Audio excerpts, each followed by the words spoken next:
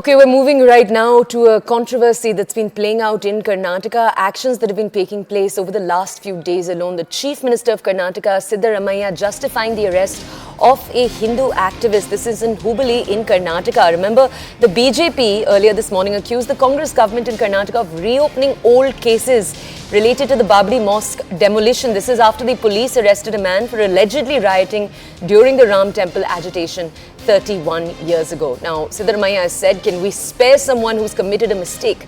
Take a look. I believe we actually have that bite with us. We'll play it out for you in just a second.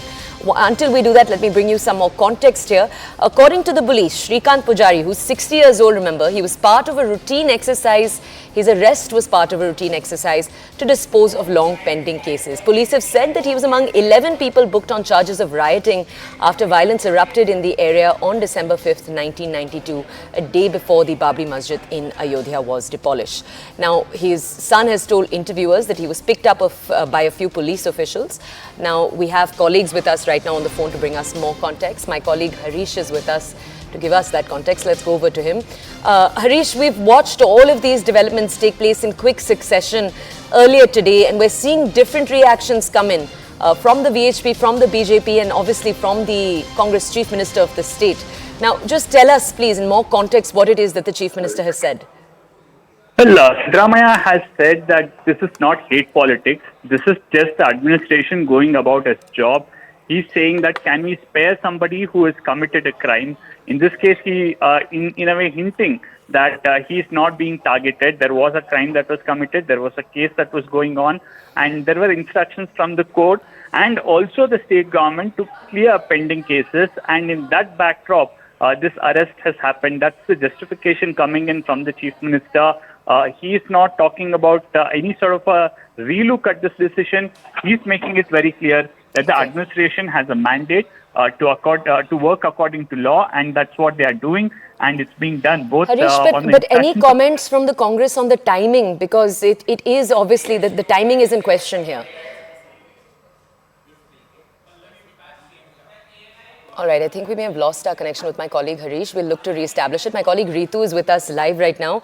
Ritu, if you could just tell us the timeline of all of these developments, because it's essentially these are developments that have taken place over the last 48 hours or so. We've seen the BJP, the VHP, the Congress all react to this in quick succession after the police's actions. Can you just tell us about each of the sequence of events here?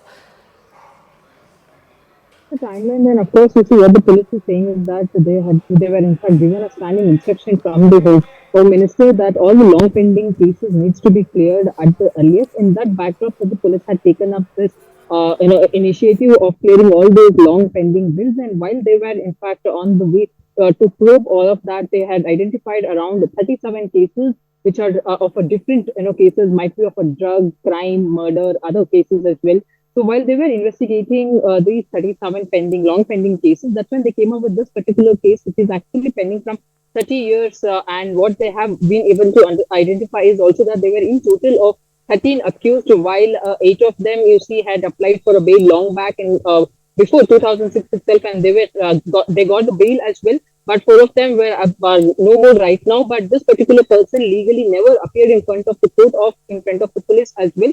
So now that they were able to establish whereabouts of him, that's the reason they had to go arrest him on December 29th. But right after that, you are seeing the kind of politics that has erupted with this in this regard, where you see the BJP is lashing out at the Congress, saying that it is a matter of time as well, because in the state, a lot of times when the Congress had come to the power, why did not they take up the investigation part earlier? And why right now, when there is just that 20 days left for the grand inauguration of Ayodhya Ram Mandir? That's the question from the BJP, while on the other side, you see what the government is saying is that this is nothing but an illegal initiative from the government and also from the police department as well, because there's no one who's at a target, is what the government is saying as of now.